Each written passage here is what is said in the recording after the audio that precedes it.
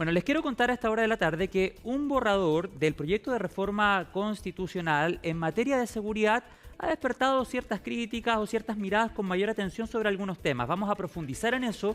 Nos acompaña en el estudio de CNN Tarde la periodista y conductora de CNN Chile, Mónica Rincón. Mónica, qué agrado que estés acá. ¿Cómo estás? ¿Cómo va la bien, semana? Bien, bien. Bonito Muy el estudio. informativa. ¿Te Sí, gusta sí, el estudio? Me gusta el estudio. Oye, Muy qué bien está informativa la Néstor. semana. Es que sí, han pasado hartas Así cosas es. y de hecho este operativo, que a todo esto su nombre no es casual, su nombre viene de estos mini planes que tenían en la campaña en seguridad y el que se refería justamente el plan de seguridad carcelaria.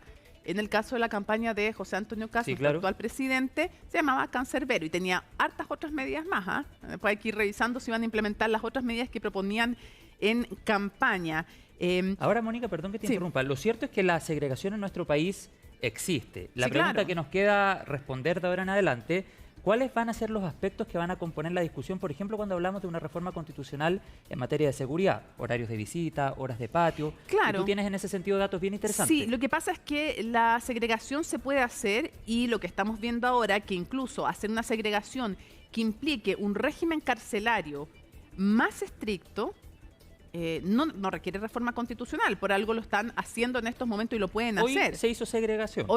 Y todos los días se hace segregación. Exacto. O sea, la base del sistema penitenciario es segregación. Lo que pasa es que aquí están poniendo tecnología de punta y siendo más duros y centrándolo comunicacionalmente y operativamente en una cárcel específica, porque obviamente ahí es probablemente más fácil, pero hoy día se segrega por edad, por peligrosidad, por tipo de delito, en fin.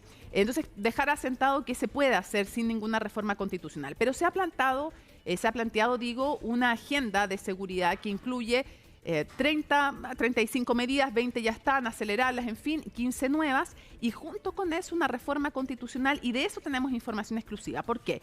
Hay que mostrar los créditos a quien corresponde Por supuesto. siempre, me parece Muy que bien. es de decencia, y hay que decir que hay un borrador de proyecto de reforma constitucional que se hablaba de este borrador, hace un par de días, ayer creo, lo publica en exclusiva La Tercera. Ese es el primer medio que lo da a conocer. La Tercera entrega cuáles serían en concreto los cambios que se producirían en la Constitución para implementar esta agenda de seguridad. ¿Y por qué? Porque ya sabemos que en el caso, por ejemplo, de escuelas protegidas, y podrían haber otros casos más, el Tribunal Constitucional echó abajo parte importante de la normativa porque declaró que era inconstitucional. El razonamiento que se hace desde el oficialismo es, para poder habilitar leyes más estrictas, requerimos reforma constitucional para que no nos voten Claro, esas y que no les reformas pase en lo el mismo TC. que con escuelas Ya. protegidas. Desde la Claro. oposición y otros constitucionalistas, como por ejemplo Javier Couso, dicen esto es constitucionalismo abusivo, en el sentido de que tú eres electo con ciertas reglas y las cambias de acuerdo a las leyes que quieras implementar. Bueno, y ahí, Ahí están. ahí surge la pregunta si en el juego de la política es tan válido cambiar la Constitución acorde a tu programa. Claro, entonces Por decían ejemplo. algunos, ¿y qué pasaría si estas facultades que hoy día quiere tener el oficialismo, el día de mañana estuvieran en manos de su mayor acérrimo adversario político, si les gustaría que las tuvieran? Claro. Y hay varias cosas que se proponen, como un nuevo estado de excepción constitucional, se proponen también cambios a la Constitución respecto del tema carcelario y otras más. Entonces, vamos a la exclusiva. Ya, Revisando este borrador, ayer estuvimos con la ministra de Salud En CNN Prime. sí. Pueden revivir la entrevista en nuestra plataforma. Exacto. Y nos queda, y bueno, habíamos empezado a notar ciertas cosas a raíz de la publicación que hace en exclusiva el diario La Tercera respecto de ciertos puntos de la reforma constitucional. Y la verdad es que revisando lo que tiene que ver con cárceles, empezamos a encontrar, porque al final tuvimos acceso a este borrador, es un borrador del proyecto de reforma constitucional. Pero es un borrador que ya después de la publicación de La Tercera y después de conversaciones con los parlamentarios del oficialismo, en fin, Sí. la verdad es que el borrador existe. Ok. O sea, el borrador existe. El borrador es tal cual como lo describió el diario La Tercera. Y ahí, Y entraste particularmente Sí. al apartado cárceles. sí, entre el apartado cárceles hay varias cosas. Hoy día en la noche vamos a conversar con Matías Walker, que tiene otras preocupaciones sobre otros temas. Por ejemplo, respecto de cómo se decreta este estado de excepción constitucional, porque está planteado en el borrador. Pueden cambiarlo de aquí al lunes, de aquí a cuando presenten esto. Está planteado como que lo decretaría el presidente de la República. Y Luego de 30 días puede renovarlo y recién a los 60 tendría control del Congreso. Recién a los 60. Sí, sí. Ah, mira. Que es como es en el fondo el Sí. estado de catástrofe, Sí, claro. o el estado de emergencia. Pero, por ejemplo, para otros que son más... ¿Pero el estado de emergencia requiere Congreso a los 60 días o antes? A los 30, A creo, los o a los 30. 15. Pero a lo que Sí. yo voy es que se decreta de por sí ante sí el presidente. Claro, Ahora, sí, ya cuando claro. hablas de estado de sitio, cuando hablas de estado de asamblea, que son más estrictos en las garantías constitucionales Se que requiere tú Congreso. restringes, desde el primer momento Así se es. requiere Congreso, y si no se pronuncia en 5 días, se entiende Ujú. decretado. Sí. ¿Ya? Entonces vamos al tema que revisamos de este borrador de proyecto de reforma constitucional. El borrador, tal como está ahora, genera varias suspicacias, ya hemos nombrado algunas, pero dice respecto a la cárcel lo siguiente. Tiene un artículo, que es el artículo 9 bis, y dice: el deber del Estado resguardar la seguridad pública, y se ejerce este deber con el objeto de preservar el orden público. ¿Ok? Hasta ahí estamos, ok. Dice: una ley orgánica constitucional determinará las penas y medidas especiales que podrán adoptarse en cumplimiento del deber señalado en el inciso anterior. ¿Qué deber? Garantizar la seguridad pública, ¿no? Perfecto. Y dice lo siguiente: respecto, escuchen bien, respecto de quienes hayan sido condenados por delitos referidos a crimen organizado, conductas terroristas y narcotráfico, esos tres, Crimen organizado. ¿sí? Conductas terroristas y narcotráfico, Ok. o sea, delitos súper graves. Bueno, O sea, reos de alta peligrosidad, que hemos claro, hablado el día de hoy. absolutamente. Ok. Hablan de establecer regímenes penitenciarios diferenciados, que se contemplen restricciones de comunicaciones, visitas, traslados. Hasta ahí la discusión con la oposición o con constitucionalistas puede ser más bien: ¿es necesario o no? ¿Es redundante o no? Pero luego dice lo siguiente, dice: quedarán inhabilitados, los responsables de los delitos señalados en el inciso anterior, crimen organizado, narcotráfico y terrorismo, ¿ya? Quedan inhabilitados para acceder a cualquier prestación financiada con recursos estatales respecto de los derechos y garantías establecidos en los números 9, 10, 16 y 18 del artículo 19 de la Constitución. El artículo 19, José Miguel, es el artículo que nos habla de las garantías y derechos fundamentales, desde la vida, trabajo, salud, en fin. Entonces, cuando nos dicen que estos presos, crimen organizado, narcotráfico y terrorismo, van a perder ciertos derechos, hay que ver los números para ver cuáles derechos. Pero ojo, dice que pierden, en el fondo, dice lo siguiente: si a la fecha de la respectiva condena las personas recién referidas, crimen organizado, narcotráfico, terrorismo, estuvieran recibiendo algunas de las prestaciones indicadas, las perderán de pleno derecho. No solo eso, sino que dice entonces que tú la pierdes mientras estás siendo condenado, ¿Sí? y 15 años después también. Habiendo cumplido esa condena. Por ejemplo, ¿Sí? atención de Dice, salud. Dice, durante el cumplimiento de su condena y por el plazo de 15 años luego de su cumplimiento. Números 9, 10, 16, 18. Salud, educación, trabajo, seguridad social. Fuimos entonces de inmediato a Sí, buscar de o sea, nuevo a la abrir un ministra de flanco Salud, porque claro, cuando potente, hablamos de obvio. educación puede haber mucha polémica porque tiene que ver con, no sé, becas, la Exacto, gratuidad y la otras gratuidad, cosas, etcétera. ¿ya? Y ahí hay polémica, pero cuando tú ya hablas de salud Toca hay otro otra nivel tecla. de polémica. Obvio. Entonces obvio. fuimos nuevamente entonces a buscar a la ministra de Salud, le preguntamos a Maicho Malí y esto fue lo que nos dijo. Vamos a ver. Ministra, quisiera preguntarle por qué en el artículo 9 del proyecto de reforma constitucional, todavía es un borrador, el borrador lo publicó en exclusiva La Tercera, y en el artículo 9 este borrador de proyecto de reforma constitucional dice que respecto de quienes hayan sido condenados por crimen organizado, conductas terroristas y narcotráfico, van a quedar sin derecho a acceso a las prestaciones sociales financiadas por el Estado, de los derechos del artículo 19 de la Constitución, número 9, 10, 16 y 18.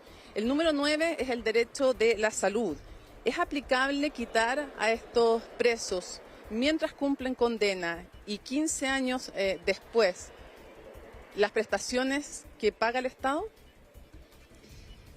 Bueno, si tú me dices que es un borrador, digamos que lo publicó La Tercera, a mí es difícil hacerme cargo de un borrador, primero que nada, pero si tú me dices que efectivamente eso es lo que dice, eso es puede ser un poco incompatible, podría generar alguna incompatibilidad con algunas leyes que nosotros tenemos y como ejemplo te podría decir la ley de urgencia, por ejemplo, que la ley nos obliga y nos mandata a nosotros a atender a todas las personas independiente de su condición, etcétera, frente a situaciones que son de riesgo vital. Por lo tanto, y vuelvo a insistir, es un borrador. ¿No? Entendiendo que es un borrador de proyecto de reforma constitucional. Pero se podría ahí interponer con el tema de algunos mandatos que nosotros tenemos como un ejemplo.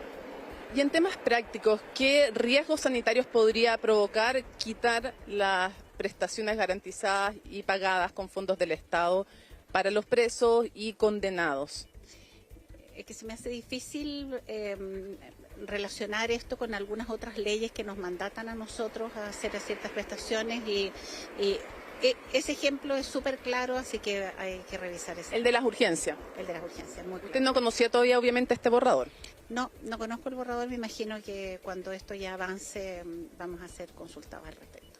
Y usted le va a manifestar esta opinión, me imagino, al gobierno. O sea, vamos a ver cuáles son los elementos que podrían interferir con otras leyes a las cuales nosotros estamos mandatados. Hasta ahora, como está redactado, por ejemplo, ¿podrían producirse contagios de enfermedades si no se les da prestaciones a los reos y a los condenados? Digo, algo que pudiera también poner en riesgo a otra población.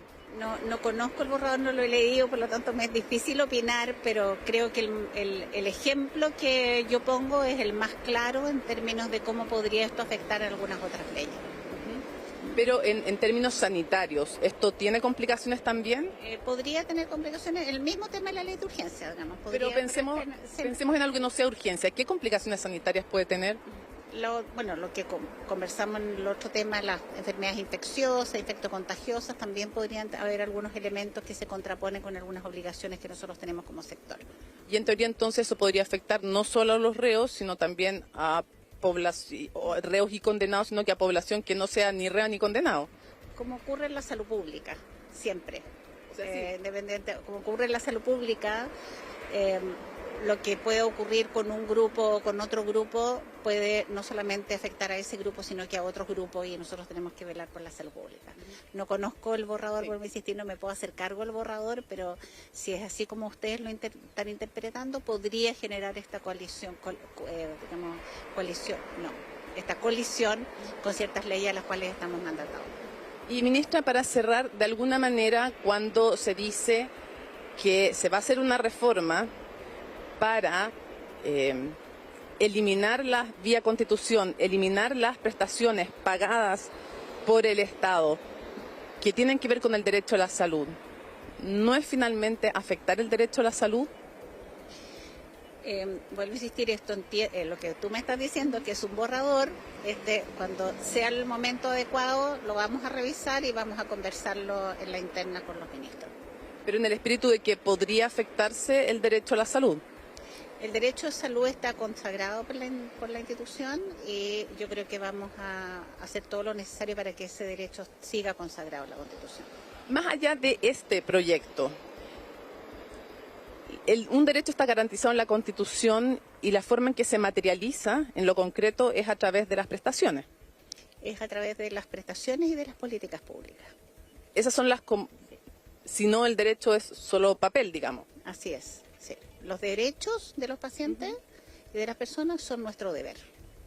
Y eso no lo puede suspender ninguna reforma. Está garantizado en la Constitución el derecho a la salud. Claro, pero si uno reforma la Constitución, ¿podría suspender un derecho así? O sea, se podría, pero hay que ver cuáles son las implicancias que tienen para las personas que sí tienen ese derecho. Entonces hay que revisarlo, voy a insistir, no me quiero hacer cargo de un borrador y profundizar más porque hay que revisar ese borrador. Me gustaría conocerlo, digamos, y cuando me pidan la opinión nosotros vamos a la opinión. Ministra, muchísimas gracias por haber conversado con nosotros. Gracias a ti. Ahí está, hay varias cosas que llaman la atención. Si tú vas a entrar a hacer un proyecto de reforma constitucional, me imagino que se trabaja con constitucionalistas, obviamente, pero me llama la atención que no se trabaje también con los ministros sectoriales. Va a haber que ir a preguntarle al ministro de Salud, o sea, ya lo hicimos, a la ministra de Educación, al ministro del Trabajo también. Sin duda. ¿Qué les parece? Porque al final lo decía la ministra, la forma en que se concreta tu derecho a la salud es a través de las prestaciones estatales. Entonces, aunque esta reforma diga, es lo que me han dicho constitucionalistas de izquierda, de derecha, sin ninguna sensibilidad, la forma en que se materializa tu derecho a la salud es a través de las prestaciones estatales. Entonces, aunque tú hagas una reforma constitucional, pongas estas suspensiones de derechos no se entenderán como una afectación al derecho fundamental, en lo concreto así lo es, digamos. O sea, lo es. Pero incluso, digo yo, no digo yo, la verdad es que es con el reporteo, con constitucionalistas. Si tú te olvidas incluso de los presos, que yo creo que no puedes olvidarte de los presos, porque yo sé que es súper popular decir no me importan los presos, que se mueran, que no coman, que estén encerrados todo el día. Hicieron algo horroroso, violaron derechos humanos, rompieron el pacto con la sociedad. Estoy completamente de acuerdo. Todos hemos sufrido en mayor o menor medida, además, la delincuencia en este país. Ojalá que no todos, pero varios la hemos sufrido en forma reiterada. Pero el punto es el siguiente.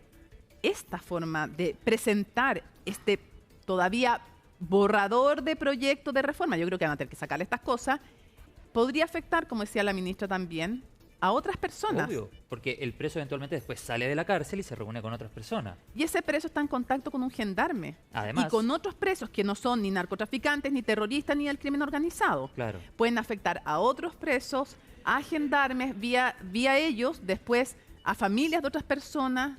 O sea, tú vas a afectar el derecho de salud, incluso si tú plantearas constitucionalmente que puedes afectar el derecho de salud o no entender como una afectación al derecho de salud esto, porque podrás decir, bueno, que se paguen ellos las prestaciones, si no tiene plata no sé cómo se las va a pagar, pero aún así, porque esto dura 15 años más después de que sales de la cárcel, pero ya estando en la cárcel hemos visto ejemplos de cómo puedes afectar a otros. Lógico.